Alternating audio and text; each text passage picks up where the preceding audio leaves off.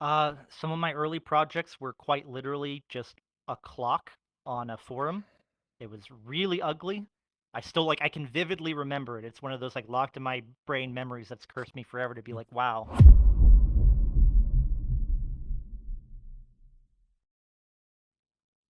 Welcome to Metaverse Degen. I'm Lion. I'm Old Man Raptor, and we got one hell of a guest today, and I mean one hell of a guest. If you don't know who he is, you will before it's over with, and that is Hi, I'm Prismic247, mostly known for making Prismic's avatar search.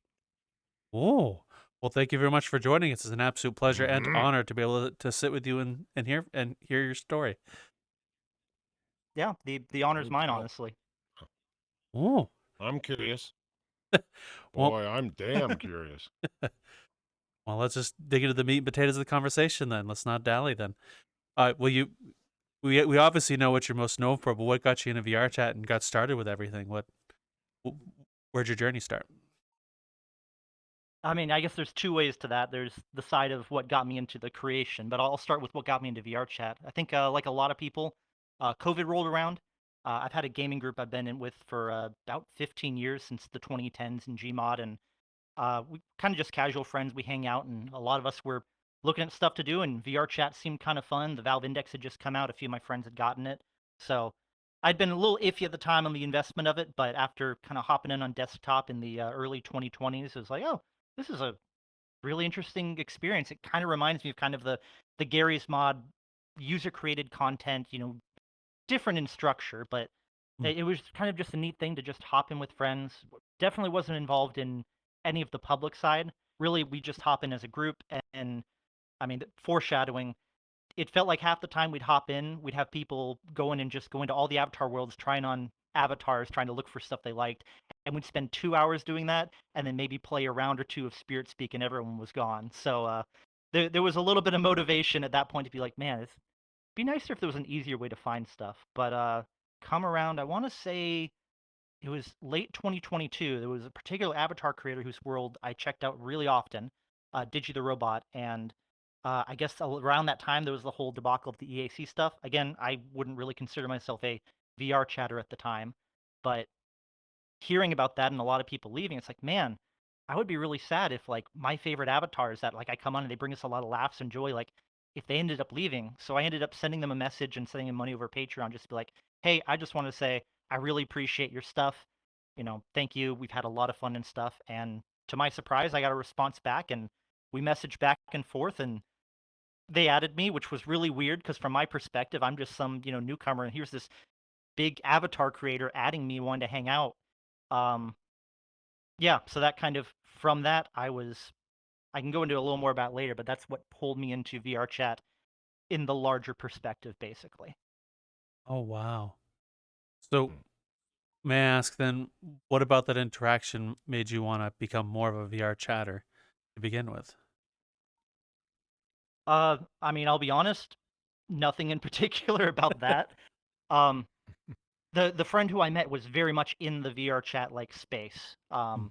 Not like in the public creator space like that, but liked to create stuff publicly that people enjoyed. Love those interactions and getting to talk to people. And we kind of just hit it off as friends. We really just enjoyed our interactions. And one day she ended up taking me to Dullish, which was, to my knowledge at least, the original Avatar search world, which it wasn't Mm. intended to be. It was kind of a hidden off room you could type in a code and had maybe I think 30,000 avatars at the time. But as a software engineer, which I've been for most of my life now since early 2000s, my first website's on a floppy disk. I'm that old, but um, yeah, I was just in marvel of like, okay, wow, this is really impressive. I bet I know how they did that. They must have some type of database of these things. And my friend Digi was like, well, do you think you could do something like that? Well, yeah, I would need the database, but yeah, I'd kind of have fun making something like that. That'd be nice. So she ended up making some recommendations for ways to get collections of them and talk to people. I ended up doing my own digging as well and released the first prototype version of the world back in early 2023, right as we got string loading. And with that, a lot of new things opened up for VR chat. So I originally kind of just put this out here, not intending, back to the original question, I Mm. wasn't intending on becoming a VRchat or anyone notable. It's just this would be useful for me and my friends, and if anyone else finds it useful, and it'd be kind of fun to do and see what the response is. And I did not expect it to explode the way that it did. So from then forward, I kind of just got pushed into that place where it's like, oh, Prismics is like synonymous with Google searching in VRChat for avatars, and that was very strange for me, I guess, because it's not the first time I've interacted in a space that's been big, but I tend to not care for the spotlight. I love Mm. talking about my stuff, but about myself, I'm just a guy. I like hanging out with my friends and stuff, but over time, inevitably, I ended up crossing paths through other reasons with other big creators, and next thing I know, I'm like, huh, I still feel like I'm a newcomer, like I'm an outsider, but I'm like having conversations with people in these spaces who I think I'm like, oh wow, this is a huge person. They look at me, it's like, oh my god, it's Prismic. I'm like, this is so surreal. So Whoa. So, may I ask, what were some of your first times in VRChat like when you first came here? What about it made you want to keep on returning, either before the whole Prismic's avatar search or after? May I ask? yeah, the biggest things that kept me coming back, especially initially, were just the friendships I had. Like I said, I've Mm. had a long time kind of gaming community, and we've hopped from games to games here and there, but this was just kind of a new frontier for us, and in VR, for starters, but also just in being able to see all the amazing things that people had created. Being able to see like the very beautiful, elaborate worlds that you just get stunned looking at, to going to, the different game modes that are available, be it, Among Us or Murder or Spirit Speak was a really popular one for us. Just especially in the era of COVID, it was nice to kind of have a way when people were more closed off to at least have that semblance of like a face-to-face proximity conversation. And Mm. and with this group of people, we were already familiar with like, and we still use TeamSpeak to this day. Like we have those kinds of conversations just casually with each other, but to kind of be in a physical space, to be able to goof around and change avatars and like, look at this one, it's like gigantic and it freaks out and it moves around. It was just a really goofy, fun time, and that was kind of just what kept us drawing back into VR chat, was just the infinite possibility of creation here. Oh, well, I thank you. got one for him, Lion. Oop. Yeah, I appreciate it. Sorry, Lion, I didn't mean to interrupt Oh, you. it's all good. No, no. But when you got to the stage where you decided to cram them together, what method did you go to get you type anything in the search engine over there, wow, it just goes nuts. You just didn't come and go, well, let's try this and see if it did. Is that the way you did it? I'm curious, because that, you could type almost anything stupid in there and it'll pop up, and it don't matter, especially with me, and I have dyslexia, and I can make it simple, and it pops up a lot of stuff. So I was just curious, how did you get your method of this is works for everybody, not just me? Yeah, so as much as I did make it for myself and my friends and just anyone who would have an interest, it was a big priority for me to set certain objectives that I had for it. One of the objectives that actually made me pivot from my original approach, originally this was going to make a request out to my server.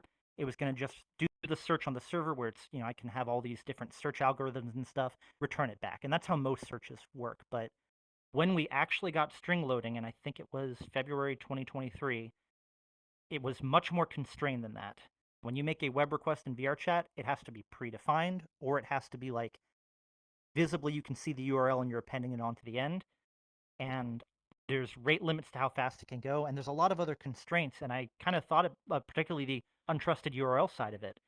And I thought about that, and it's like, I don't have Quest. I know there's a lot of stigma, especially then too, about Quest users, but I do have some friends who can only afford it on Quest, and I want this to be functional for anybody without having to go through any hassle of changing your security settings, without any hassle of, you know, I'm a software engineer, do mostly web stuff, and it's not really great UX when you go and click on something and there's already a URL there and you're editing on the end, and it just wasn't appealing. So I kind of decided early on, okay, the only way I can pull this off is I need to have this be a database that is loaded into the world that I can host on GitHub, because you don't have to trust URLs for that. That way anyone can load it.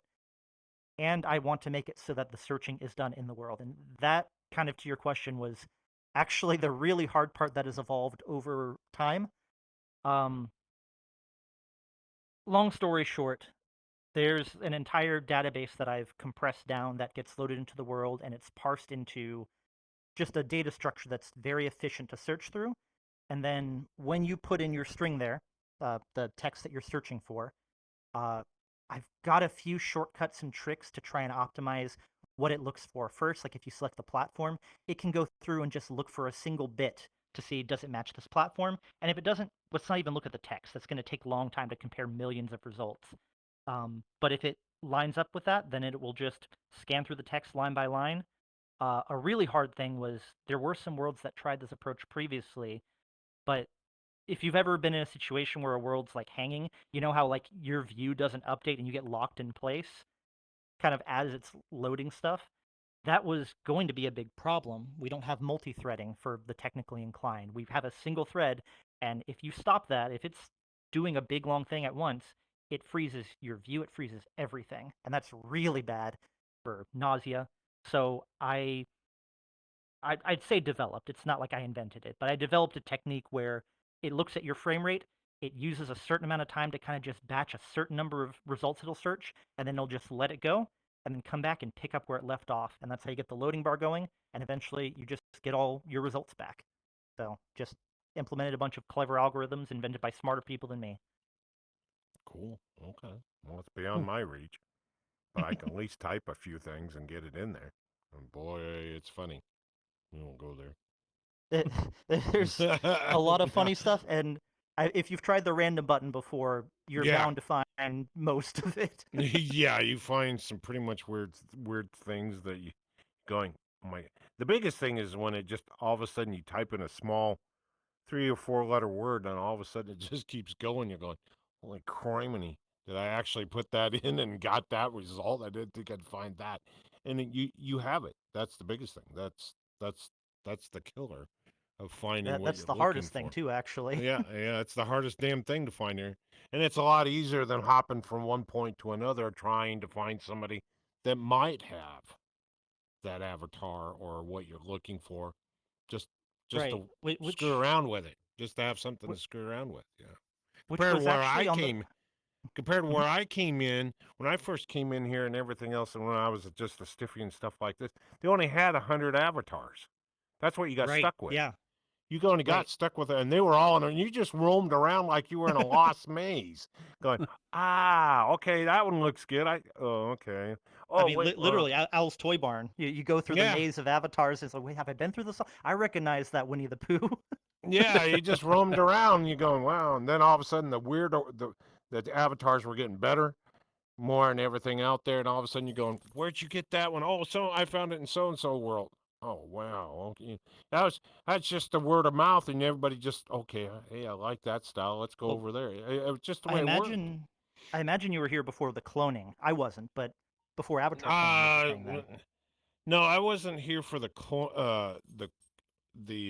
I think I was. I don't know if I was or not. But most of the time, you only had what was there, and that's what pretty much you know. That's the way I did it, and everything else like this. And back then, you had to put in so much time just to even start to move forward. You had to put a Mhm. lot of time in there just to go anywhere, because then you could be Yep. trusted and all that kind of stuff. But it was nuts. But the world. I took line to the one of those original worlds with the mirror, and the mirror is so pixelated. They haven't updated it for so long. You look in and you look like you're playing an old video game. It was funny, but that's where everybody went, and then you only had a few. You just jumped to the worlds, and they had the 100 or so, and then it went from 100 to 1,000 from there, and it kept going up, and then all of a sudden it just disappeared, and you go, well, okay, I guess you can't pick any avatars. No, they just come up with a different method, and that's what everybody Yeah. started running with. So That was honestly one of the harder things I had to contend with on the social side of this was, to me, my objectives were I had a hard time finding avatars at the point that I came in, and it was difficult to go through all these worlds. I want to make an easier experience, but it's hard to change a paradigm. And VRChat very much had a paradigm, which is one I respect and appreciate of hopping through different creators' worlds, how they want to present their avatars and things like that. And that was difficult because on one hand, there is something about that is like so ingrained in the VRChat experience, the world hopping. But on the other hand, the scalability from when you talked about there was only 100 avatars to now we're looking at, tens of thousands of avatar worlds with millions of avatars to look through, it's just not feasible anymore to for both users looking for the thing that they're looking for and for creators trying to get their stuff visible.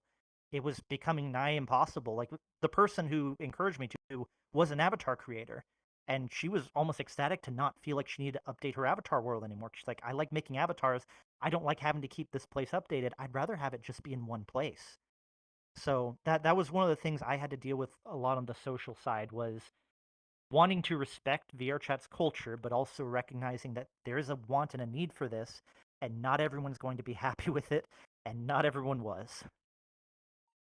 Yeah, I see your point in that situation. It almost reminds you, if you logically look at it, it'd be like going to a mall or something like that, and there's a certain place where everything is, and everybody knows where it's at, and that's where you get it at. And that's the way I see what you're running with.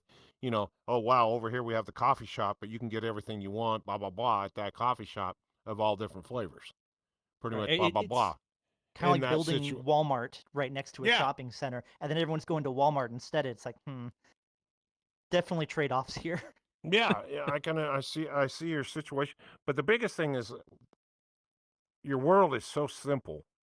I can understand why you made it simple because I like I said, this is the first time meeting you and everything. Every time I've come in here with friends and stuff like this, I always wondered, like, you stand here and go, okay, it's general, but I've seen this place packed with people in here, and there's nothing in it but avatars and a mirror. Now you have your screen and stuff like that over there. But I've seen this place literally packed with people, and most people that I know are first timers.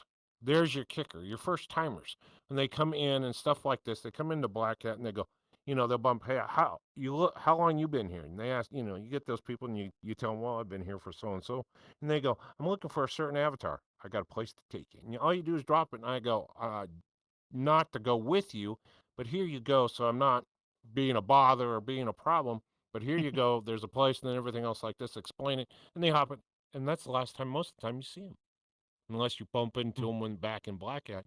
But it's weird that they'll not one goes in because it's open to the public. You get 3 or 4 new people that are going, oh wow, well, let's go, and then you're just going, wow, I only opened it up for one, and I got 6 to follow in.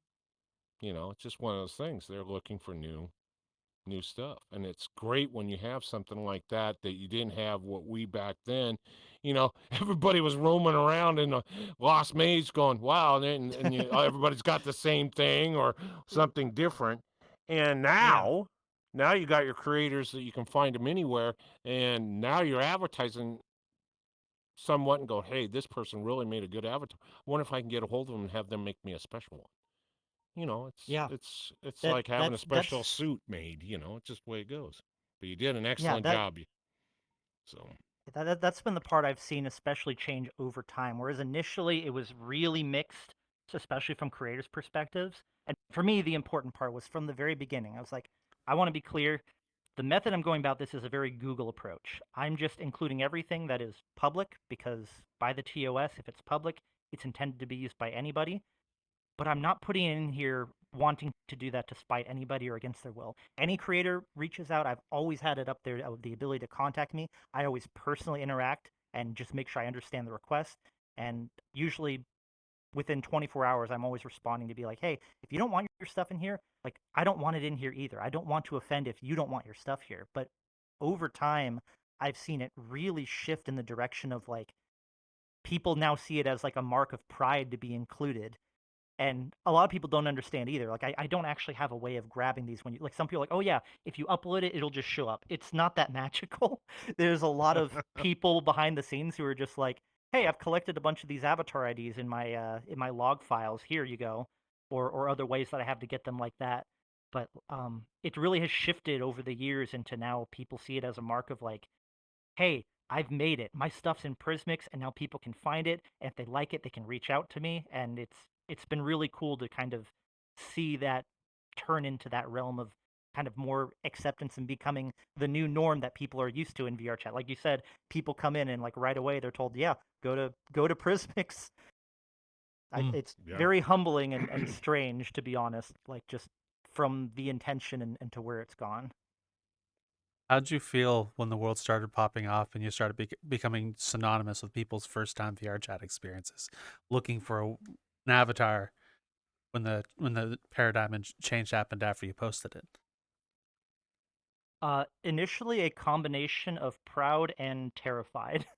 Um, so I joined the VRChat Discord for a very specific purpose, and it was right after I released my world. I started noticing the number of reports on the world within a few days was already, I think, like 90. Oh wow. Wow. And so I'm like, I don't know what's normal, but this doesn't feel normal. So I joined the VRChat Discord just to be like, hey, have I violated some rules? I just want to make sure, like, I put out this world and I'm seeing a lot of reports, and people were like, I mean, as long as you're abiding by the rules and stuff, it's probably people who are just upset about things. Don't worry too much about it. If there's an issue, VR chat will take care of it. So, to be quite frank, I kind of lived in that state of like passive fear of not necessarily what people thought of me, but what VR chat thought of me, because there's always that kind of you're touching a fine line in a way. Mm. VRChat needs to make money, and if you go back prior to this past year especially, the main way they did that was VRChat Plus, and one of the big selling features is avatar favorites. And avatar search they don't have built in, at least in part, I'm pretty sure, because that runs up against one of their big business models. If you can search for an avatar, you don't need to save it. It looks like, this year especially they've been diversifying, but there was genuinely probably a year of which I was kind of just halfway in between like, man, will I just get too big and popular that VR chat's just going to finally notice and be like, we don't like that, you're out? And I finally got an indirect kind of assurance through there was an ask post where someone asked like, aren't you guys going to do anything about these avatar search worlds? In the past you guys were against this kind of stuff.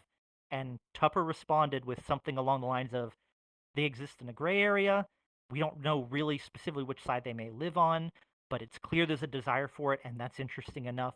So we're allowed to change our opinions about it as we go.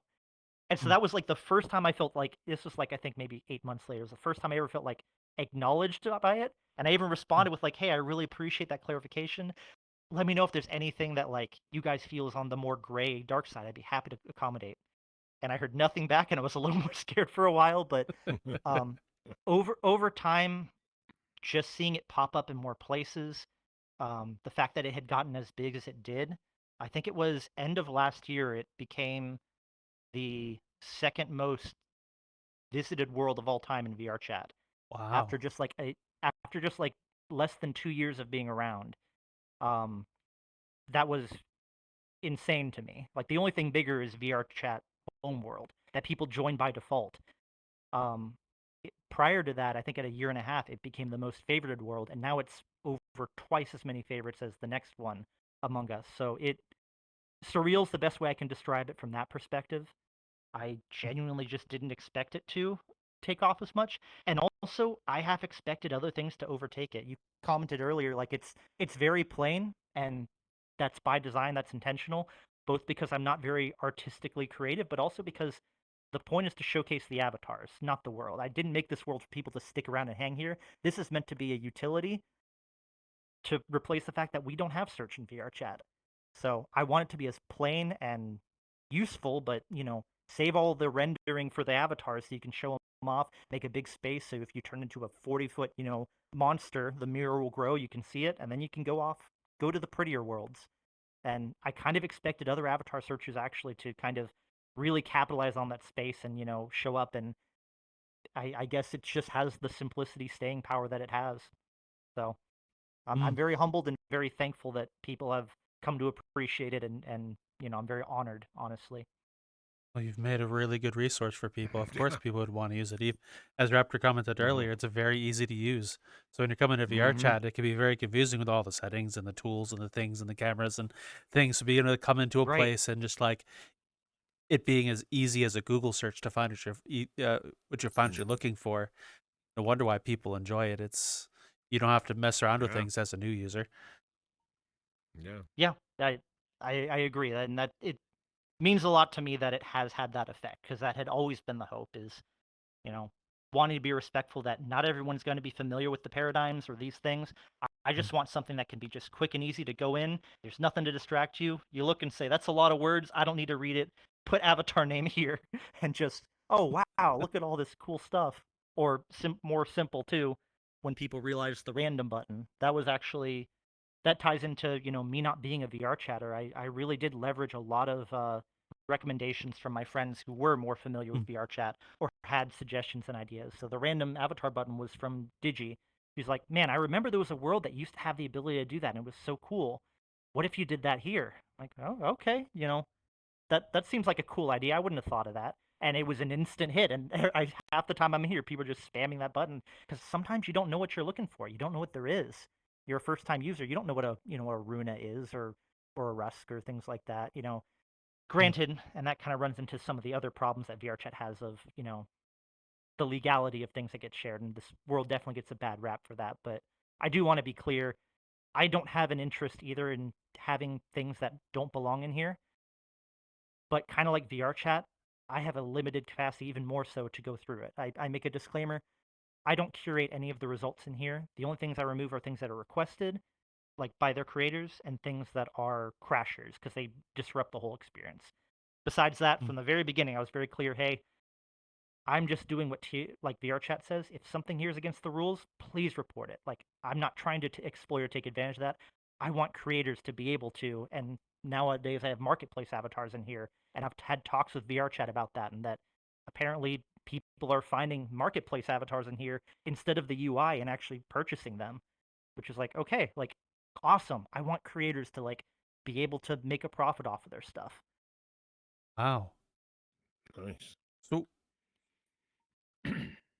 with the random button, I was that the popularity of it something that you expected initially? And ask.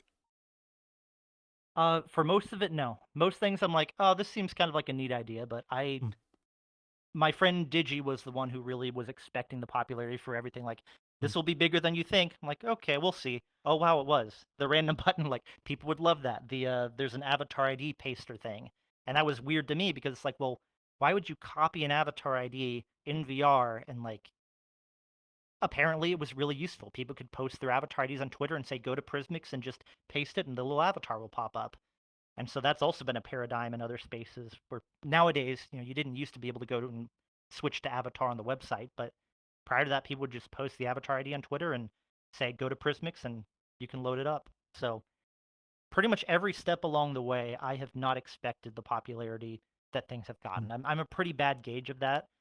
I've gotten a bit better as I've gotten more familiar with VRChat over the years. Mm. And that's helped inform some other things in newer worlds I've made. But for the most part, I just try and think of it from the perspective of what is it that I want and what is it my friends seem to want, and kind of just use that as my gauge. Okay. I have another question for you as Hmm. well. Did you have any experience building environments before? Was VRChat the first time you built anything, like world-wise? Uh, yeah. I mostly worked in systems kind of stuff whenever I played in games. So when we played Gary's Mod, we had a zombie survival server, and I didn't do any mapping. I just did the game modes. And that translated in a weird way into VR chat because the paradigm is different from Gary's Mod, where you don't have a server running a game mode that loads maps. In effect, the maps themselves are the game mode, they are the world. And so you can't really, you kind of can. You can have prefabs, people make some existing environments, but for the most part, it is a new experience to me to making a space. And that becomes very apparent when you look at almost all of my worlds and you go, huh, these are kind of just boxes. um, yes, they are just boxes because I know how to make a box. I have recently started messing around a little more in Blender. I finally actually have made some of my own custom models for things, so I'm not just doing a bunch of just pro builder boxes and stuff. But Yeah, this really was my first step into making environments, I guess you'd say, Mm. I Oh, got one and it for him, shows. Line. I got one for knowing that you're building boxes and stuff like this, and you say you're a programmer. Has anything in VR itself helped you in the real world? Funny enough, I had an interview not long ago where I was asked if I had any experience with C sharp. And while I had learned it back in college a long time ago, I hadn't really used it for anything until VRChat. Granted, Udon Sharp is a constrained subset of C sharp, but it was enough to where I could honestly say I've been able to work in it since and be familiar. So it actually, the stuff I've done in VR has actually helped me in real life in that way. Okay, oh. Now to ask the that's opposite question, has anything with your software engineering helped you with what you're doing here in VRChat? 110%. Um, I come from a particular era and focus and background where early internet days, I got started basically on the internet in forums playing RuneScape. Neopets and RuneScape and things like that. That's how I first got involved in forums and online communities. And having my little website on a floppy disk from 2002, it's like, okay, I know how to, do some stuff. Maybe I can help out with, some of the editing here and there. And I picked up scripting with JavaScript. And that very strongly influenced both being more or less self-taught from what I read and internet speed at the time that I grew a really big focus on wanting to make things very optimized. And there's a lot of different ways you can measure what optimization is, but for me, it was things like if I make this really big and long script and someone has to download it on dial up internet at the time, that's going to take a long time versus if I, compress it or with CPUs at the time. Later, when I got my formal education, learning about things like how do you optimize, looping over arrays so that you're not taking forever. Uh, that really helped refine my understanding of what it means to make something like optimized and improve performance and the value of those things. So it's one of the things that sometimes wish there was a little bit more of. There's definitely still programmers like me, but I think there's a lot who just they want to get the end result, and you end up with think like Discord, how slow it can be as an application. Hmm. Um, you can make something faster, but it takes a lot more effort to do so. So my experience in that really shaped how Prismics turned out. Really, I don't think most people would have approached it the way that I had, and most haven't, because it's, I think, a lot harder to set up this way, but the payoffs are kind of evident as well. Hmm. there. Hey, Lion, there for a minute, I thought he was going to go with your famous quotes all the time. Yes. Yes. He's I referring to apologize. Go No, ahead. no, Go ahead. no. That's not the deal no. with him. e- He'll tell you every time. You just go. You Whenever want to rip your people hair. whenever people Yeah. ask me a multiple choice question, Lion, would you go the world hopping or do you want to have a drink with me? Yes. Yes. Just enough. I figured that's Wha- what you were gonna say to him. I'm just gonna go, yay! Somebody did it back to him. Yeah, shit, he didn't. my, Damn. my mind goes to that why not both meme. Okay, that works. I know. It's okay. It's That's fine. a similar concept, but no, I was gonna say I apologize if I could get a bit too verbose in the technical side. That my No. my Oh my no. brain, Out. I live and breathe programming. I go from my software engineering job an hour ago straight into here, and then I'm back to programming until like 7 in the morning. I sleep, I get back up and go back at it. Please don't apologize for being verbose. We would love to hear from you and your thoughts.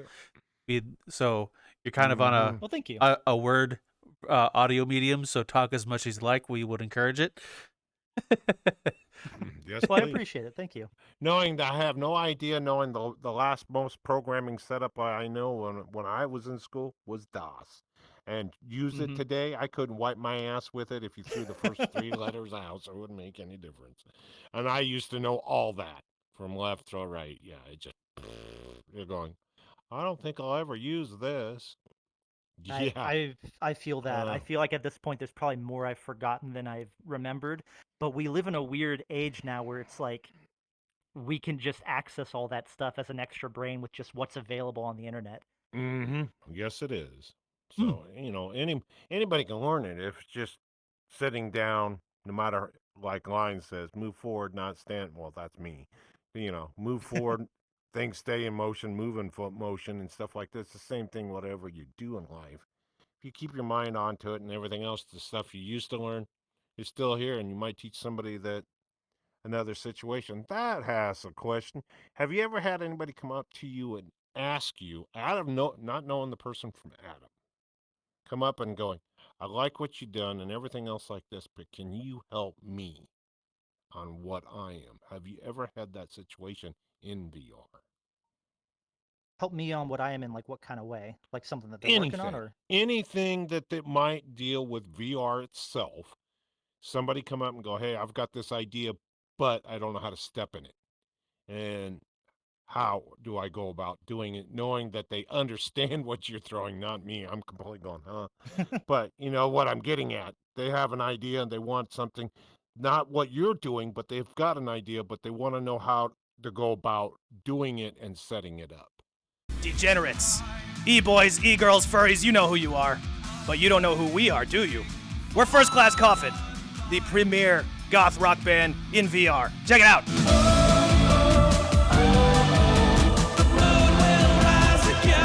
There's that on our YouTube channel. We got merch. We have what you need. FirstClassCoffin.RIP. That's as real as a Hot Topic pair of trip pants for $80. Your mom's a hot topic. Have Yeah, you had I- anybody I've- like I've gotten questions like that before, and different variants kind of in that realm of thinking. I've had people who have straight up come to me and said, "Hey, I love your avatar search. I kind of want to set up my own. Like, can you give me some pointers and suggestions and things?" And I've been usually very open about that. As much as I love how popular it is, like, I'm not so selfish as to like want to say I want this all to myself. I am happy to see, honestly, competition and as long as it's respectful to creators pushing stuff forward. More to your question though, like, yeah, I've gotten questions of things, people asking me like, how did you go about doing this? How do I get, even just as journalists, how do I get started creating stuff in VRChat? And that one's probably the harder one to answer. If it's a specific question on like a system, I can usually give a more, precise answer about it. But if it's something as broad as how do we get started making something like you did in VRChat, I kind of just go with, don't make your objective to make something like somebody else with that being the objective. Have something in mind that you see there's a gap that you want to see filled, and in essence, be the change you want to see in the world. Um, Sometimes that is going to take learning, but that's honestly one of the best motivators for learning is when you have something that you want to see done and no one's doing it yet. That's a great opportunity to step in and learn for yourself instead of, trying to emulate just something different that someone else has already made. Make something new in that realm. That's honestly been how I've learned most of my programming since the early days is, I want this to be a thing. It's not a thing. Okay, well, what will it take to make it something? That applies to avatar creation, that applies to world creation, applies just in so many places in life. Is if you've got something you have motivation to see made, that's a really great way to learn. A lot better than just going through a course where, I remember taking trigonometry in college, and you look at sine and cosine, and they're on the paper. It's like, hey, these mean something, but they don't really stick with me as concepts. I need to tie them to something concrete. And I remember going into Gary's mod and saying, okay, these do with circles. Can I use these to make something orbit something? I want to do a space build server. I made a space station. I programmed in sine, cosine, and suddenly it's orbiting a planet. I'm like, I understand what's happening now. This, having this thing I wanted to see happen gave me an applicability to the thing I'm learning much better than just learning for the learning's sake. Okay, I Hmm. gotcha. Makes sense to me. So I've got another silly question for you as well. Do you have a favorite and least favorite coding language and why? Ooh. Yes, JavaScript and JavaScript. Yes, man, he did use it. Yeah, yeah, way to go. Yes. JavaScript that. is both wonderful in how versatile and ubiquitous it is. You don't have to worry about where, I mean, you kind of have to worry, but not as much as you used to. We don't have IE to worry about anymore. Like, it's pretty standardly supported. If I want to, if I have an idea and I want to test something out programmatically, I'm usually going to just pull up the dev console on my browser and just type it in there just to prototype it, as opposed to like pulling up a dev environment and trying to write something in C or C sharp. And I might use those if I want to optimize for a specific case, or like VRChat, you have to write in it. But JavaScript is what I know, and it is also not very well designed from the ground up, and it has a lot of pain points. And yeah, that's the answer to the question. There is Fair.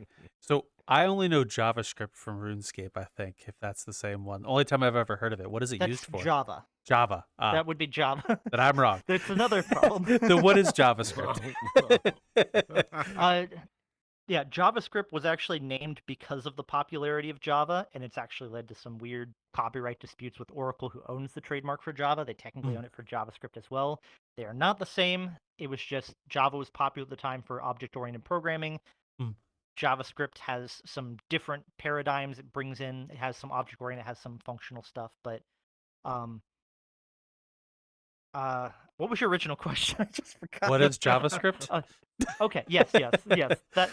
Yeah. I get derailed. JavaScript is basically just a scripting language that allows you to, from the ground up, it's what allows you to take web pages and have them do things, like breathe life into them. Basically, it's what makes the things move around, and the loading spinners spin. And you can play games in the browser these days usually too that are written in JavaScript. It's just programming but made for inside browsers.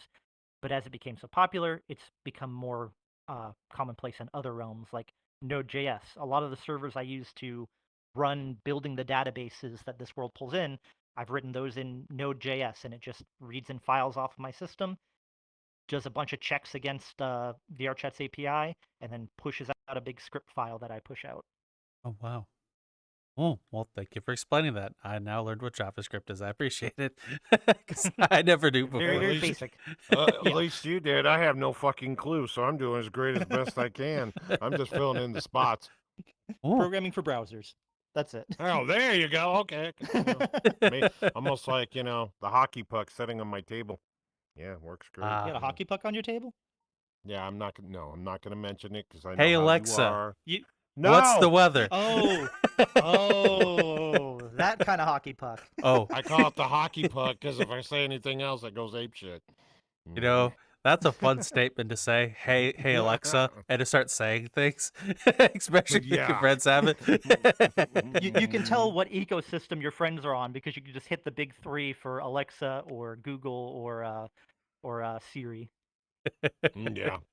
I wonder how many people listen to this had their device go off in the last few seconds. It's like when you're Where I- listening to like a CD, or not these days, the radio, or you're in a car and there's a car horn in the song and you kind of freak out because Yeah. A friend of Yeah. mine a long time ago had an Alexa plugged in, and we, as a joke, went, "Hey Alexa, you should buy it." It started saying, and you could hear it respond, "Ordering now," and you just hear him crash through the room. You hear crash bangs. He rips it out of the wall, and he goes, "Lion, you could go screw yourself." Oh, yeah. It was, you that's have this fantastic. you Oh, have those that's fantastic. situations, and so I had to check to see if mine lit up. Smart ass. Thank God I'm farther away from it. Can't hear it. So- But yeah. I have a question for you. How many? Mhm. What was some of your first projects in programming like, and how has it evolved over the years of you being a programmer? Some of my early projects were quite literally just a clock on a forum. It was really ugly. I can vividly remember it. It's one of those locked in my brain memories that's cursed me forever to be like, wow, don't forget where you started. I was very much, when it came to JavaScript, self-taught. I knew HTML. I knew a little bit of CSS. For those wondering, HTML is kind of how you build the structure of a page. CSS is how you paint it, you style it, position things. But I learned a lot of JavaScript just from tinkering, reading other people's, someone made a clock and we wanted it in a different time zone and it wasn't configured for that. And it's like, okay, well, that says time zone. Let me change that. Or we wanted to change the color of it. Okay. And from there went to building, shout boxes on forums and Then went on to build larger systems that like entire uh, we had like an economy system where you could earn points by posting things, and that's where I started getting into server-side programming with PHP. Um, and it was kind of just a lot of just really basic initially tinkering with stuff, and then finally building up the confidence to be like, okay, I can make something really simple now on my own. Um, and it was like that for a long time, up until more or less I started going to college. I went in for computer science. I switched to information technology, and that really polished out the rough edges of like, you know, conceptually, an array is just a thing that holds a bunch of stuff. And I go to college like, oh, it's a sequential list in memory, in theory at least. And it's like, okay, now I have a better understanding, and now that better understanding can inform. I can now design things better and make bigger projects. So yeah, just really ugly things at the start, which applies in VRChat too. If you look at Mm. my world history, my initial worlds are very simple and very ugly, but you build up over time and you make better ugly worlds when you're me. Mm. So, how many worlds have you made, and where have the inspirations for them come from? May I ask? Uh, for the ones I've at least released, I think I'm at maybe around 8. I could look at my menu, but it's probably not important. The first world I made, I'd never pushed out, but it was basically just I made a little island. I made a big hut on it with textures that don't line up. And then I started messing around with a system in that space. I was going to use it as like a test space. I started messing around with a system that was going to be like Simon Says with colors. And then I ripped that out of there and I plopped it into its own dedicated world. And that became my first world, Simon Squares. It works.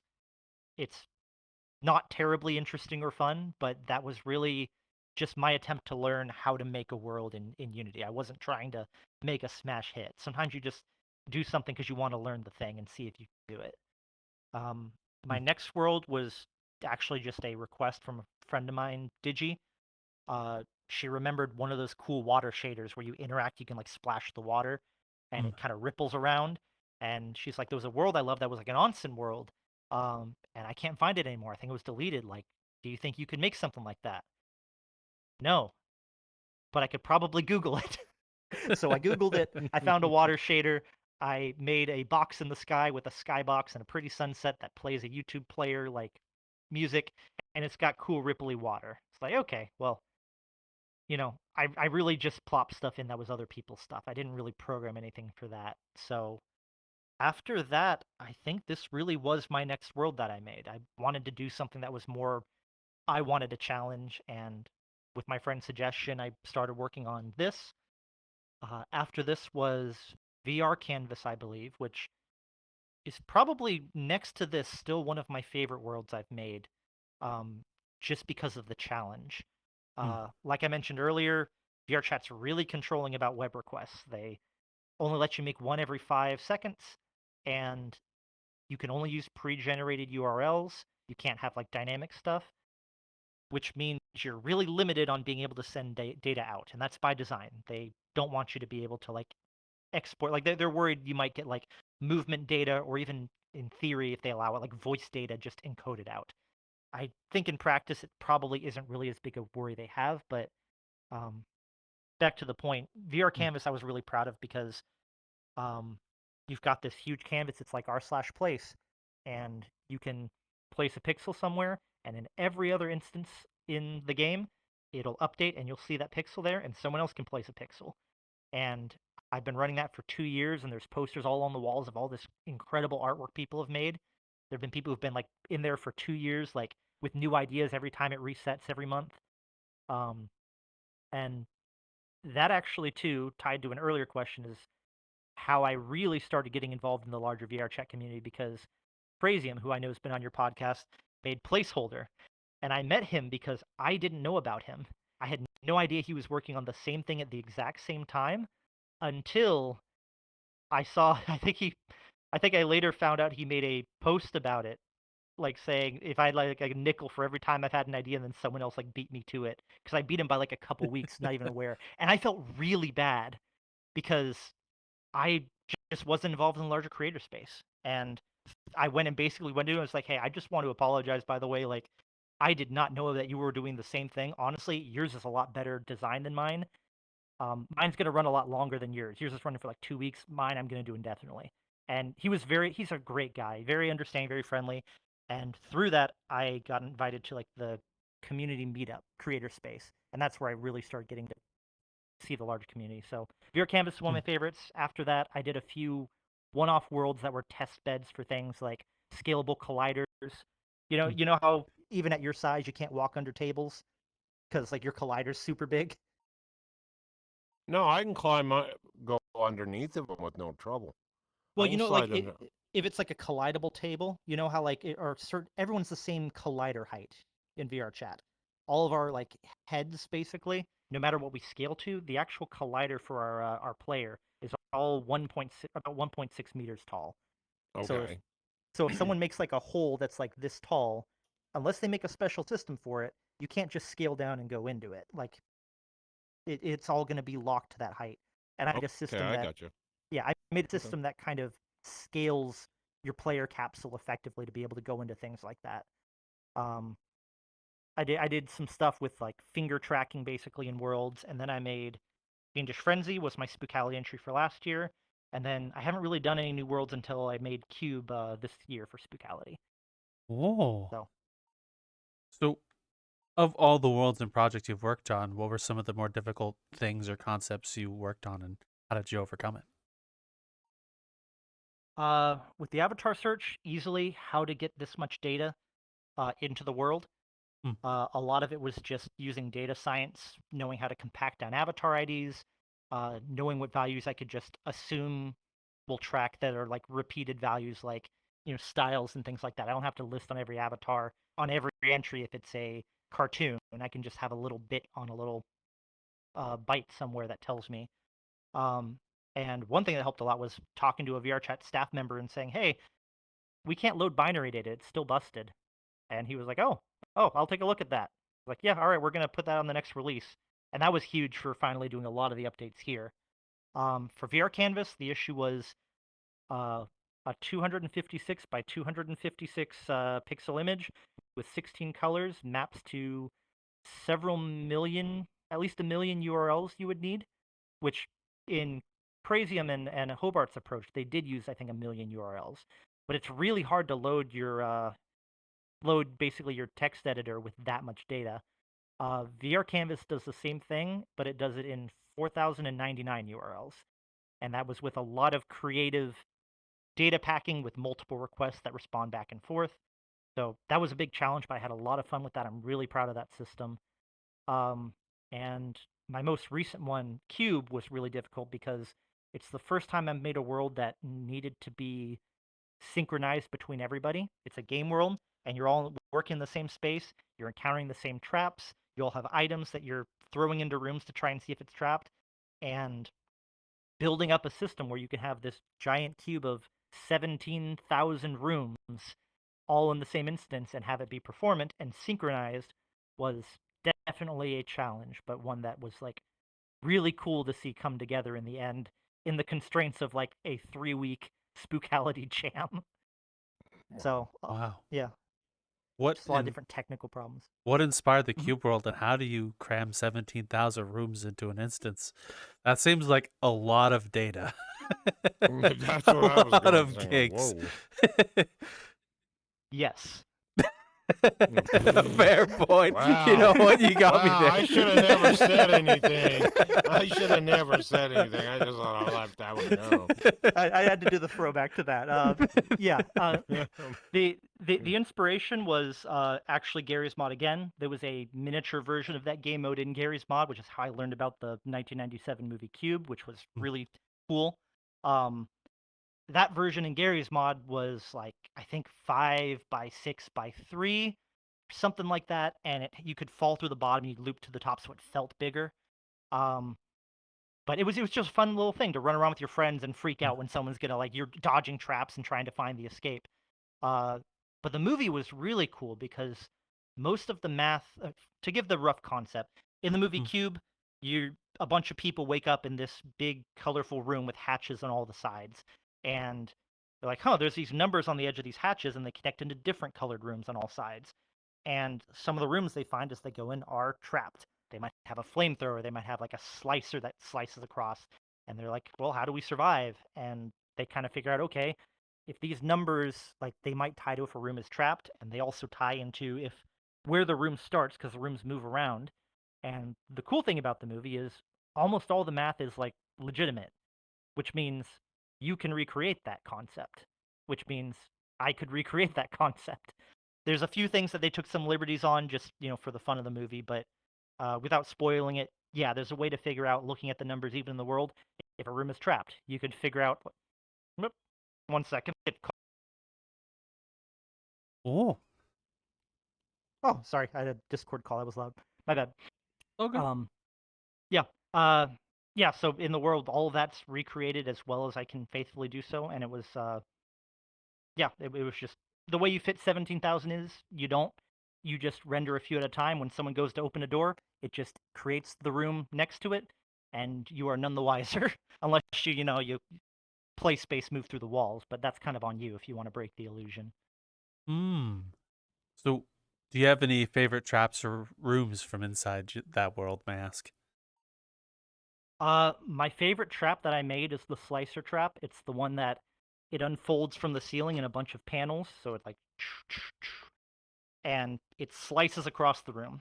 And it's one of my favorites because I'm not great at animations, and I'm still not great at animations even now. I tried to learn kind of how to do it, and I just couldn't figure it out, so I just take the programming approach. And so I was really proud of it when I kind of programmed how it was going to move, and took like my third try. I got it just how I wanted. I'm also proud of just the mechanics of it. You hop into the room and you think you're safe for a little bit. You throw something that seems safe, it's delayed, and then it starts unfolding. And everyone panics because they realize they're in trouble. And if they're lucky, they can quickly turn around and go back the way they came. If they're unlucky, it's unfolding right in front of the door they just came in. And they don't have time to open another door. So the only option you have is you have to dive through. And instead of killing you, it takes damage if it's stationary. But if it's moving, it's a one-hit kill. That's my favorite one. Oh, Outside that, I've got others I'm working on. I'm really excited for. I want to keep updating the world. I've got laser traps in mind, things like that, but those are still in progress. oh. Mm, So, nice. are all these traps and rooms procedurally generated or randomly generated, or do you have the whole thing planned out, where and when? Uh, they're deterministically randomly selected. So everyone gets a single seed number, and all of the rooms are going to be calculated based off of that, synchronized between everybody. So if everyone sees a room in front of them, it's going to be the same color, it's going to have the same numbers, and it's going to have the same traps that are synchronized. So if someone hops in it, it triggers for everybody in the same way. Ideally, VRChat's not the best at networking, but that's kind of just part of where you kind of just have to accept it. And I have another silly question. You can animate via code? That seems pretty interesting. How does that work? Yeah, so if you're familiar with animations and Unity stuff, you're taking something from a certain state and you're trying to move it to a new state. So, for example, a simple animation might be activating and deactivating a game object. But another common use case is, if you've got animations, it might be moving a bone from here to here.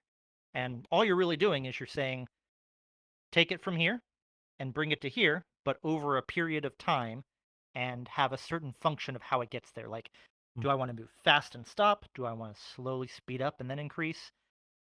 That's an animation. But all it's really doing is just abstracting away. There's some code going on behind the scenes. There's different functions you can use to say start out fast or go to constant speed. And in code, you can just create your own movement. You can say take the position and next frame make it here, make it here, make it here, make it here until you get where you want it to be. Oh, well, thank you for explaining that. I appreciate it. Yep. So I have a bit of a layered question as well. What was it like when you entered your first world you've made? Like, you've worked on it, you tried to put it in VRChat, you uploaded it, and you stepped in it the first time. What was that moment like for you? May I ask? And what was it like when you first hopped into Cube as well? My first moment was, man, I appreciate that people know how to make really cool looking worlds because that's never going to be me. Quite frankly, that has always been my first thought every time I enter my world is I look at it and I go, I know my limitations. this is it. I'm just gonna ignore that, and I'm gonna focus on the stuff I can do well. Mm. So then I go on to the other stuff and get excited if it's something I'm excited about. But what was the second And question on that? what was it like when you first entered Cube after you finished it? Man, I make really ugly worlds, but I hope people don't notice how many Halo CE textures I just bashed together to make these cubes. A lot of them, and a lot of people have noticed, like, hey, I noticed what that hatch texture is. I'm like, I know, I I am not artistically inclined. I'm sorry. um, but then you get past that, you get past the bugs. Bugs freak you out, especially in situations where people are having fun, or in situations like there where it's like there's points and you can buy items, not for money, but sometimes the items don't spawn, and that's really heartbreaking when I see someone frustrated about that. But I think the biggest thing is when you go in there and you see something working and you get excited about it, and then you go in later and you see other people using it and you see that they're appreciating it and enjoying it without even realizing you're there, is one of my favorite experiences. Like, Mm. I I don't like to make a big note of myself when I go places. Um, sometimes people will recognize me, and they'll be like, "Oh, are you the Prismic?" I'm like, "Well, I mean, Prismic's a pretty common name, really, when you think about it. I'm probably some Prismic. Like, did you make Prismic's avatar search? I'm like, oh, what's that place? I've never heard of that." And sometimes they'll be like, "Oh, okay, never mind." Sometimes they'll be looking at me like, "But you've got the same picture." I'm like, "Oh yeah, no, it's a popular logo, I've heard." But inevitably, I'm not trying to be mean and stuff. I like to just go under the radar if I can. Um, but yeah, it's really cool when I get those opportunities to like see other people appreciate the things that I've made and see that they're having fun with it, because like that's like the biggest compliment you can get, is just to know that you made something and that other people, even if it's not in the way that you imagined they would, that they're getting some experience out of it. That's like just something really special about that. Hmm. So, may I ask about what were some of your interactions with people who you saw into your worlds, or even use something you've made in a way you weren't expecting? What were some of those interactions like? What was the first one like? Uh, First one I can really think about. I'll exclude the avatar search ones because most of those things, Digi did a great job at predicting things like Mm. wanting random avatars and stuff. But in VRCanvas, shortly after I released it, um, I had to do I still have to like moderate it basically. I have to. It's one of the difficult things is if you give people a canvas, they're gonna put things on there that probably don't belong on there. So I do have to ban people sometimes by IP. We can't do that as world creators from the world, but for the server. Um, I saw someone doing a lot of very accurate placements in a way that felt like it was a bot. And so I just wrote it off. Okay, that's probably a bot account. And I just kind of banned the IPs. And then I got a message, and it was, I don't remember the name anymore, but it was someone who was basically a kind of a VTuber, and they had found my VR Canvas world, and they came in with their community, and she had made an avatar that was designed for the world so that if she stood at a certain spot, it would overlay basically like miniature versions of the colors of the pixels over the canvas so that she could just idle there. And she idled there for like 48 hours at one point, and her followers would Holy just come shit. in, and if a color didn't match, they would just go place the color. Like, wow, I never would have thought of that. She's like, "Is that allowed?" It's like, it's not allowed. Like, frankly, that's kind of genius, actually. I'm both Yeah. like impressed and just like astonished that someone would like do that. Like, that's awesome. Wow. That's probably the biggest one I remember happening. And just again, the creativity of people in VR chat with kind of such a versatile space is just really incredible. Oh, okay. And what have been some of the more memorable interactions with people like that if when you've gone public in your own worlds, whether it be Cube or here or anything like that, with the community you've built over time?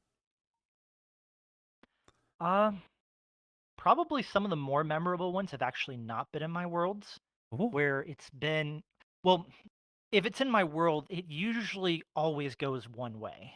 And it's a variant typically of, you know, anything from as positive as like, "Hey, oh, you made this place. Man, I love this place. Like, this is really awesome. My friends go here all the time. Like, thank you for all you've done."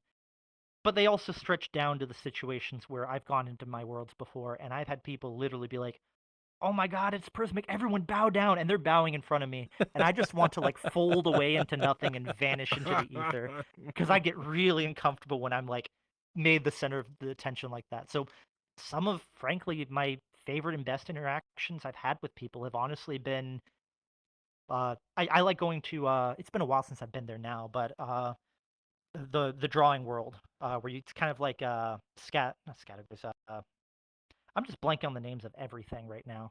It's okay. I do that all the time. Yeah, there's a world things by Maki Maki, but you can Mm. draw stuff and people guess what you're drawing. It's like charades, I guess. Mm. Pictionary, I think is the word I'm looking for.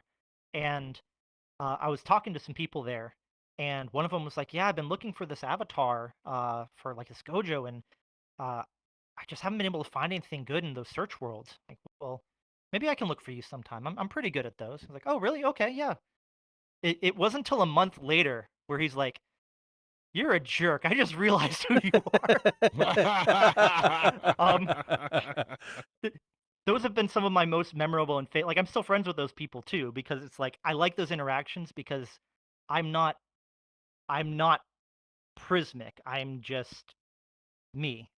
Mm. And I love having those interactions. I love, just getting to be in a place where I can just talk with people and have great conversations that don't feel like there's that barrier of like, oh, I don't want to bother you or waste your time or things like that. Mm. Like, nah, you're not. Like, just treat me like I'm a person, not a celebrity. And honestly, I'm super hyped by that and happy. Those are my memorable times. Understandable. So, after hearing some of your history, looking back, did you ever expect the journey you've been on since you've put on this plastic potato? Are you enjoying the episodes you're watching so far? Then feel free to check out the rest of the stuff we have over here in the Metaverse Degen network. We have other interviews from everyone from VRchat staff to VCAT and PJKT. We talked with world builders and creators. So if you want to learn more about VR and VRchat, check it out. Also, we have a actual play podcast, Hold My L, which honestly we're just a bunch of idiots rolling dice. So if you like that kind of thing, feel free to come hang out with us over there. And if you should find any other socials and stuff, you can go on metaversedegen.card.co. Over on Patreon, we actually started putting the pre-show content for Hold My L, which like we talk about before the show, and as we all kind of start funneling into the world, getting ready. So if you want to go see that as well, feel free to go to our Patreon, which we have a few people already subscribed. We'd like to give a special thanks to Frozen, Future Oracle, Aliquum, Niche, and Forbidden Zero. Thank you very much. Funny little hint, Forbidden Zero is also the DM.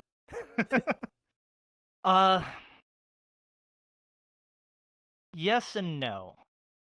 I've always kind of had a weird history, I feel like, of the communities I get involved in. I end up in kind of, at the very least, adjacent to popularity kind of situations. Hmm. Like back in RuneScape, I ended up becoming a manager over Rune HQ, which was one of like the big RuneScape sites at the time. I was the FAQ manager, but a manager nonetheless. And through connections of that, I ended up becoming kind of a clan leader for a lot of max level clans, even though I was only like level 78. There was a lot of stuff that went into that. And I don't know if anyone's familiar with like Zezima, but I'd been invited to get into a audio call with Zezima before, who was like the top RuneScape player. I turned it down because it was that situation where it's like I don't know what I'd have to talk with them about. It's like in Minecraft, I made one of the basically original documents. There was a picture that had all the like redstone logic gates, and it was called like the standard redstone logic gates. Like I made that, and I later come to find out that not only have like a ton of people I've known from around the world, like they remember that image, they learn redstone from it. I've had Microsoft put out educational videos for Minecraft where they described the input output gate, and that's not actually a gate. I was just filling space and I made up a term, and they clearly learned from something I made that was mistaken, and they're teaching it in a Microsoft official education video about redstone. Like, oh, I've messed up. So along the way, I've always had this kind of weird, in my opinion, adjacency to kind of these things that like I'm proud of, like knowing that I've been influential in spaces. But it's always until here been mostly just in the background. This is probably the first time I've been in a place where it's like and we'll go on a slight tangent on that. It's the first place where like my name is recognizable. And that's because when I made this world, I did not intend to call it Prismics Avatar Search. I intended to call it just Avatar Search. I wasn't Mm. trying to build a brand. I wasn't trying to put my name up on it. But a few days before I put mine out, a good friend of mine who actually runs VRCDB put out Avatar Search. And I'm not creative with names. And I'm like, well, I'm not going to make another Avatar Search. So there's Avatar Search, and then there's Prismics Avatar Search. And unknowingly, I sealed my fate in that decision. I'm gonna ask a question because I'm geeking out a little bit. How did you get involved with Rune HQ?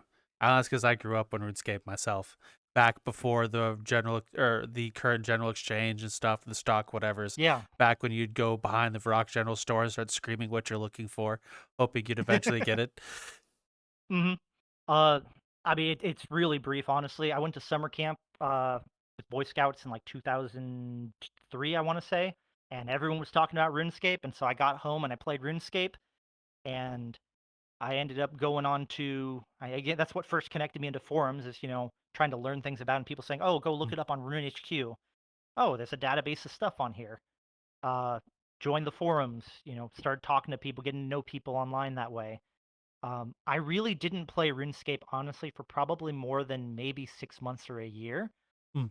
But the part that stuck with me was online community. I started getting involved in the IRC chats. I, got Skype calls with a few different people. And like I mentioned, I just got involved on the forums just as I started with their newspaper because I knew programming, I could help with the web stuff. Later on, I became an editor-in-chief for that kind of stuff. And then it was just, I like being involved in the places I'm in. I like participating and contributing more than just receiving and experiencing. So Hmm. my experience with RuneScape is probably pretty minimal, but for 2 to 3 years, I was very involved in kind of the surrounding communities of it, and that's carried on through the ages for me. Oh, well, thank you for explaining that. I appreciate it very much. Thank you. Mm-hmm. Oh, I got one for you, Juan. I got one for you. let me So move where the you camera are because I was now- inside your chest. I'm sure everyone would love to get your question, but not from inside your own body. I want to hear it come He's- out. Wait a minute. He's a sick bitch. Don't tell you any different. Going in the future and stuff like this, what you plan on doing and stuff, is there anything new or out there that you really desire to put into VR that might be coming up? Honestly, nothing in the immediate future. As I've kind of grown my repertoire of worlds I've made, there's a certain cost you end up spending, particularly for things that are either incomplete or continuous service, like this in VRCanvas, where it's like I've got finite time for the things I want to do, and there's a certain amount I have to allocate out to some of these things. So right now, I still have to do some level of maintenance on VRCanvas. I'm daily updating the avatar search, even if the world doesn't change. I'm running scripts to run the database updates daily. And Cube right now is kind of a big. I've got like half of my scope completed, like half the traps, half of the items. So there's a lot more I want to do there. So at the present, there's nothing really yet that's popped out that I'm wanting to create within the scope of what can be created. And I phrase it that way because one of the big motivations I usually get is VRChat will come out with some update of some kind that enables something new, and that opens up possibilities in a new frontier. It's like you open the doors and there's this big open space that no one's touched yet because it's brand new, and that gets the gears going. So that ties into this world really wasn't viable until several weeks prior to when I released it, when we got string requests and image requests. Same with VRCanvas. And then a few of the other little test worlds I made kind of similar. So probably when VRChat comes out with maybe SOBA or some other API updates, I might. I will say I have had a few other ideas. I had one idea where it was going to be using the economy system to have kind of a collectible trading card built into VRChat. And the idea is you could make a purchase and it would create a card for you that is then entered into a database. It would have like a pixelized version of your picture on it in the world. It would have things about your bio on the card, and it would be saved. So every time you come back, you not only have your card, but you can trade them with other people.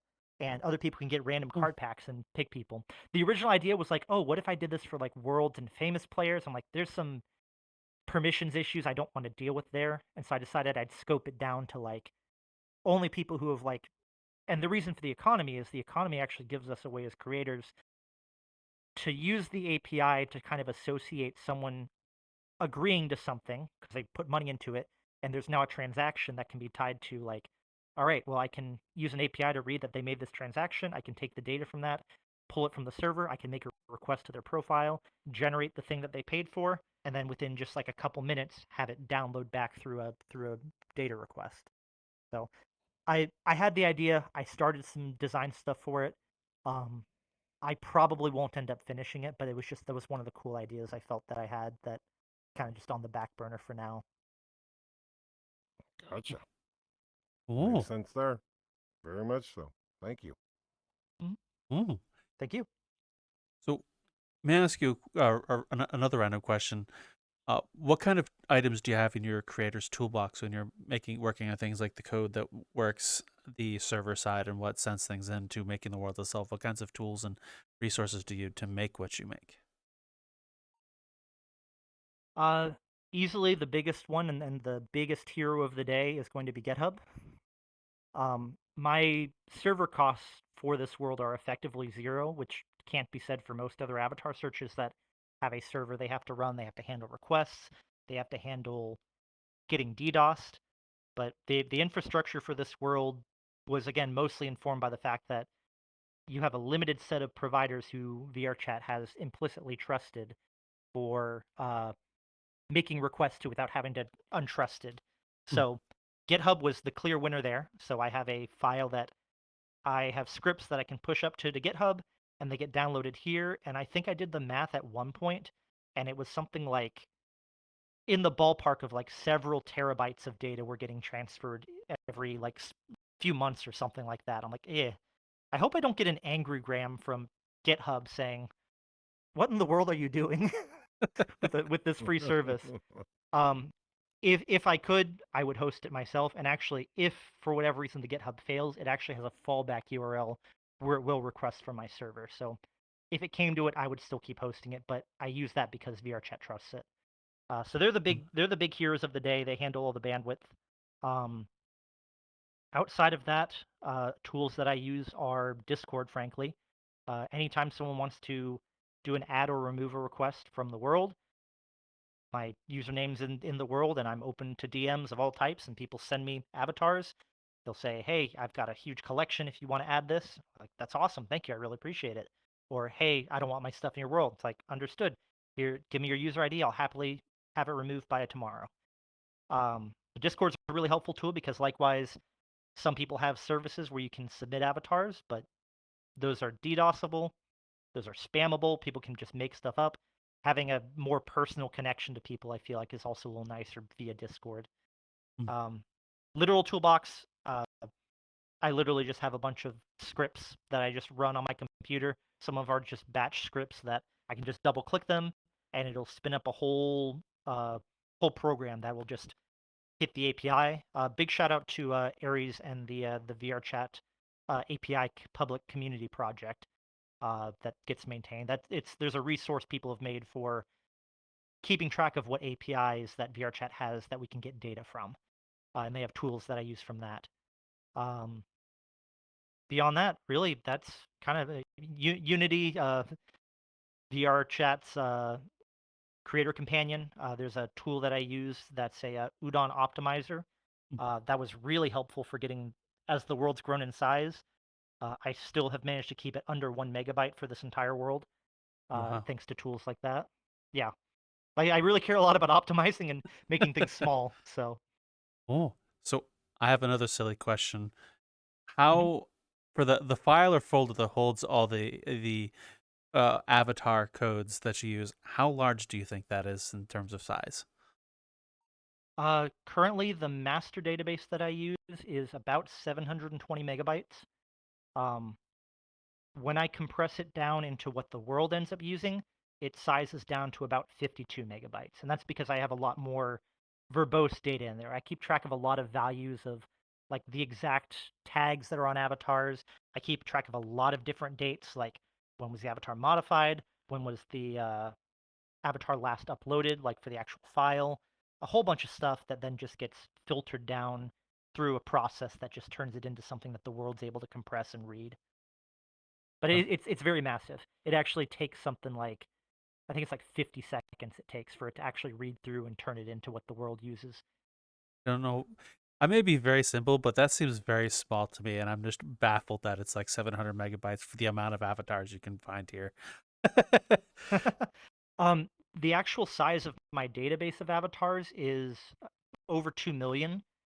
Most of those are either removed or they've been deleted or, never verified if they're valid. But I keep track of all of them just so if they ever show back up again, I already know the data for them.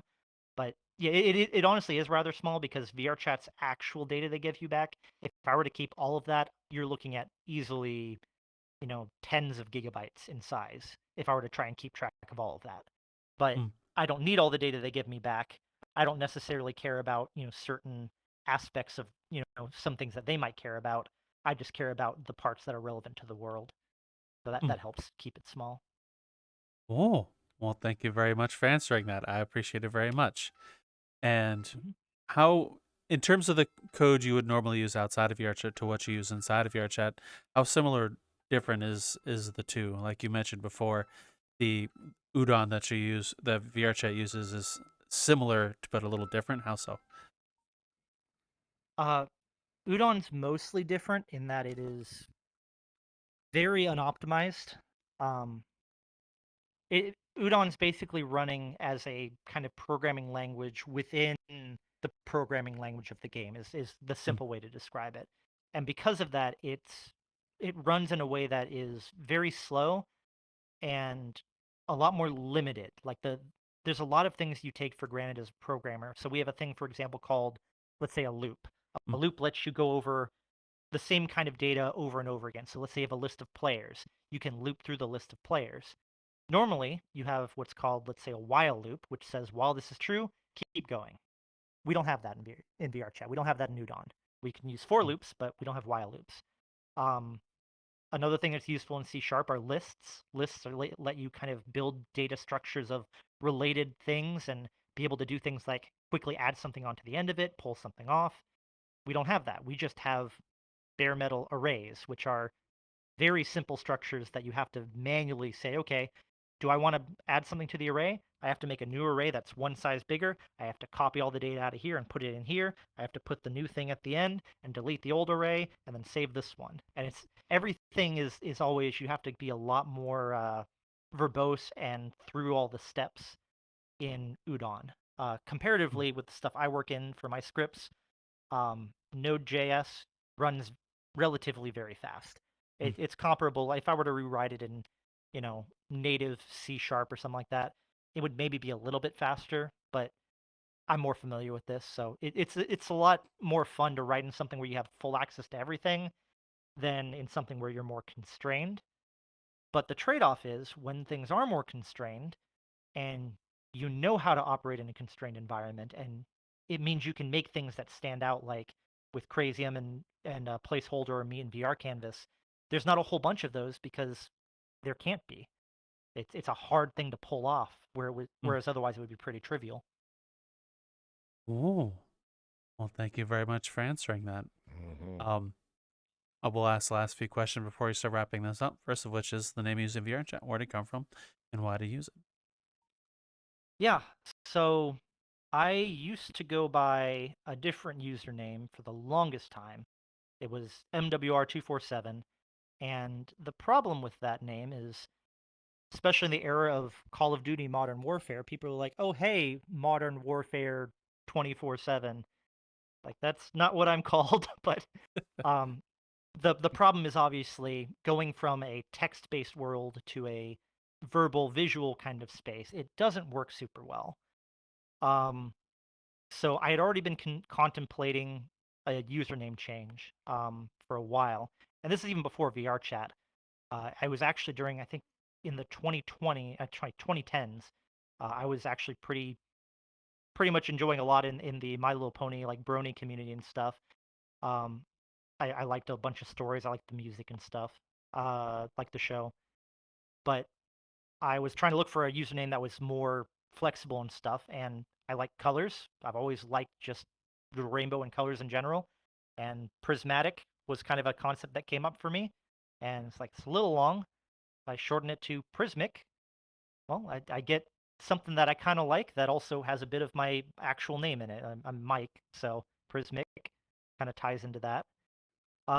And it's Prismic247, both because that was kind of a homage to my other username, but also because I was just a few months late to get Prismic in VRChat. Someone else registered it, and to my knowledge, doesn't play anymore. But I had to just add some numbers on the end, and that's how I got that here. So Ooh. Prismic247 I've exclusively used in VRChat. Oh, well, thank you for explaining that. Learning why people represent themselves has been a pleasure of Raptor and I since we kind of started this, like as World Hoppers, just looking at it, says like, why do you call that? Why is this world called this? I'd have a guess on your username. It's pretty, it should be a pretty easy Avatar. answer. You'd be surprised how people don't know that. I think only like 4 people amongst the crap ton I've met knew the reference. No kidding. No kidding. Wow. I mean, at this point, that show is pretty old, I guess. It's older than some people in VRChat. I think I'm curious for yours, Dirty Raptor, also. Your name. What about my name? Where that How comes I got from. you wouldn't guess mine. I wouldn't. No, not at all. Most people think Okay. because most people think because I'm old, and they go with that and dirty, and then Raptor, blah blah blah. No, I have a 700 Raptor sitting in the garage. I used to race, so Oh, okay. and I rolled it upside down in one of the biggest stinky riverbeds you've ever seen, and and some guy goes, I've never seen a dirty Raptor so bad, and it stuck, and it just stuck. My two guesses were going to be either the dinosaur or the bird. It was not going to be that one. So Yeah, I ride a 700 Raptor. Yeah. Most people go.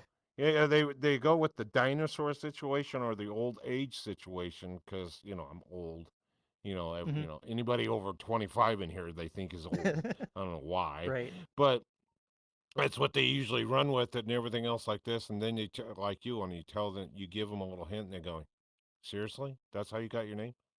Yep, that's how I got When my you name. started with 700 I thought you were going to go into you've owned 700 Raptors in your life. Like No. Like wow, they must just leave a mess. All that bird poop everywhere.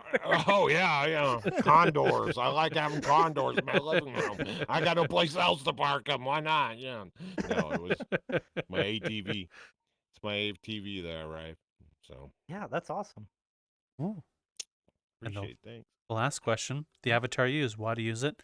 Why did you choose it? Is there anything about it that means anything to you?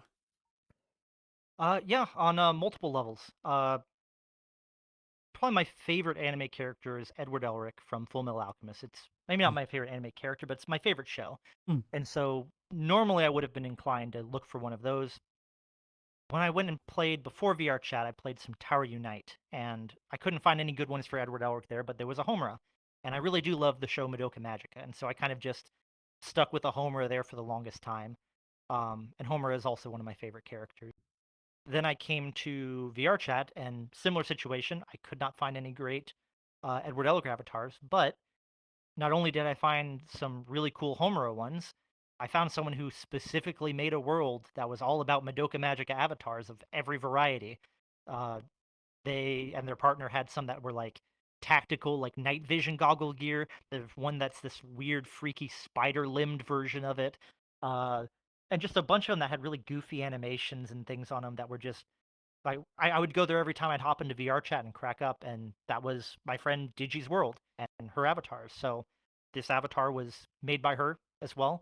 It's got Kit Bash from some other stuff as well, but yeah, to me it's special because in particular, I prefer the modest kind of more avatars, to be frank.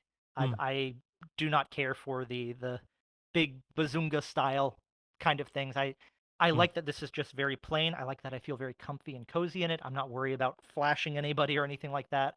and it's just very, fun to just be able to be like, man, this is a character that I recognize. I can run around as them in this game. And ever since then, I commissioned from her to have this one made.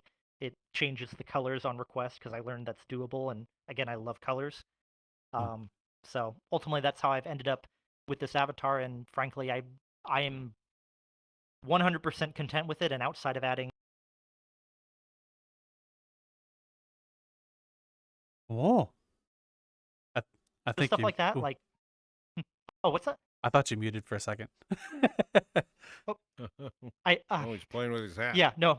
When I open my radial menu, it switches to Ah, mute just because how my bindings are. It's my bad. Yeah, the witch's hat for Halloween is what ooh, I was saying. So other than things like that, like I could easily, as long as I'm in VR chat, I'm content with this avatar just being my virtual avatar here.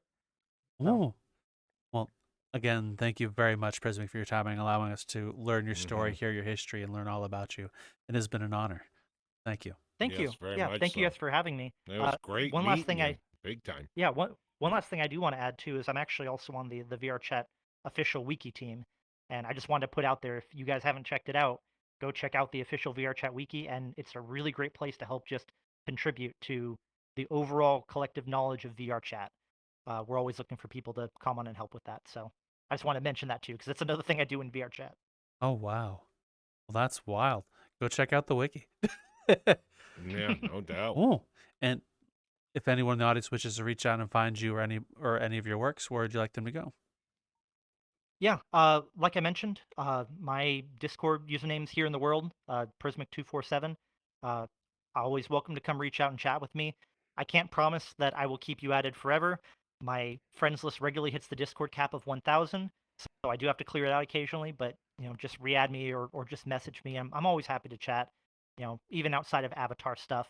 Uh, I do have a Discord server now for my worlds. Uh, I check it. I'm not big on community management though, so to be frank, you might have better luck just hitting me up directly. So Oh, well, thank you very yeah, much. We'll be sure to have your links as well as the VR chat wiki right in the description for you. If you go to YouTube and go to the video description, right down a little bit, we'll have it labeled for you there, as well as the Spotify. If you go in the episode description, it'll be there for you to find. One easy place for you to reach out, even the world we're in. Although you can probably go to the VR chat popular tab and it'll be up there. So either way, with that being said, Mm-hmm. we'll ask you the audience a question before we hand over to Rapper to close us off. And the question is, what was your first avatar in VR chat? Mine was an anonymous avatar, a little tiny little e-boy dude that's probably about the size of Raptor I ran around in. I remember that one. I loved the avatar. Used it for months. With that being said, Mr. Raptor, you know the thing. Folks, you might think you know who you are and what you are in VR. And when you come into a world of one with avatars and stuff like this, and the friends you might know and everything else, sometimes you find things you didn't know about your friends next to you. But when you meet new friends, have a good time with them, show them respect, and show them the worlds that are here and everything else like this. But do me one favor, don't step on them. They hurt like hell, right? Lion? And he would say, yes. Well, have a good one, folks. Talk to you later. Bye.